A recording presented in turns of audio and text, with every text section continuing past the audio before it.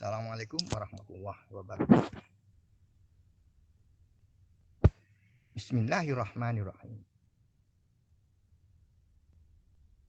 Afala yatadabbarunal Qur'an walau kana min indi ghairillah lawajadu fihi ikhtilafan katsira.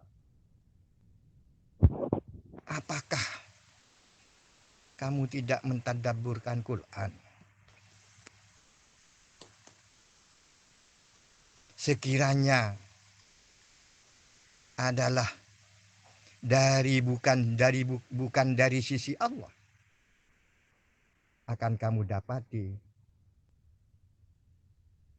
khilafan katsiran, perselisihan yang banyak,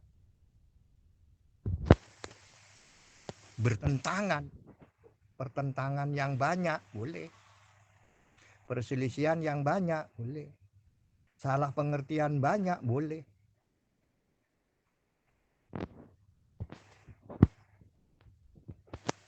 Ini apalah ya tadabbarun Al-Quran? Ini satu pertanyaan ini.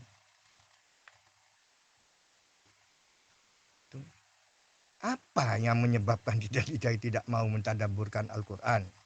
Banyak faktor. Keterbatasan kita dalam ilmu Al-Quran, keterbatasan waktunya,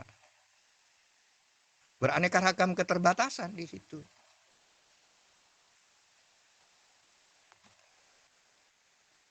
Atau tidak punya rasa keinginan. Kenapa tidak punya rasa keinginan? Karena merasa tidak bermanfaat apa-apa.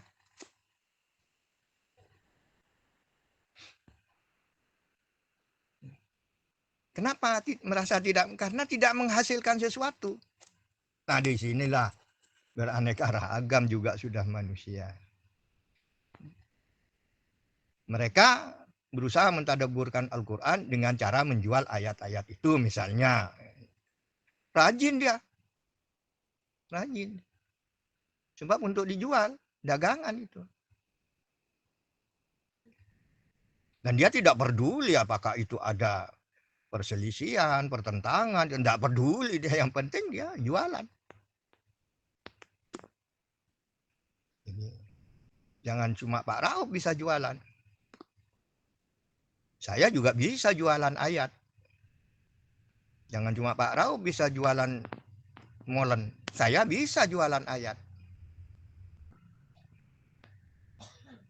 Maka rajin saya memperhatikan ayat mulai dari hurufnya, kata-katanya, sampai apanya saja saya teliti. Untuk saya jual. Tuh. Bukan tidak ada, ya saya orangnya misalnya gitu. Karena saya yang bisa.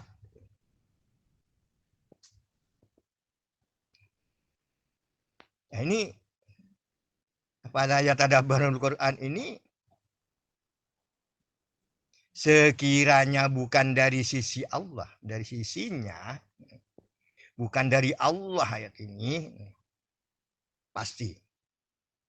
Kita lihat mereka yang mencoba mengadakan hukum-hukum din di luarnya din Islam.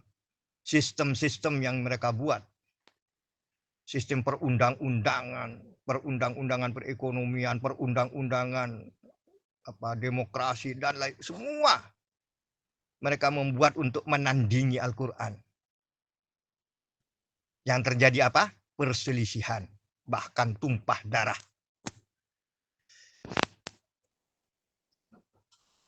Dan di sini perlu juga kita ketahui itu. Untuk mendeteksi bahwa Al-Quran ini paling benar. Manusia bukan tidak mencoba keluar dari Al-Quran, menandingi Al-Quran. Bukan tidak coba. Mulai zaman dulu itu ya sudah. Memang dicoba.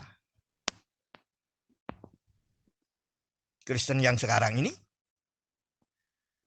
itu bukan semua wahyu. Ada perubahan-perubahan di situ. Ada tangan-tangan manusia yang merubah di situ. Nah, din kita, din sistem kehidupan kita di Indonesia ini diatur Undang-Undang Dasar 45. Sampai kapanpun tidak akan pernah beres.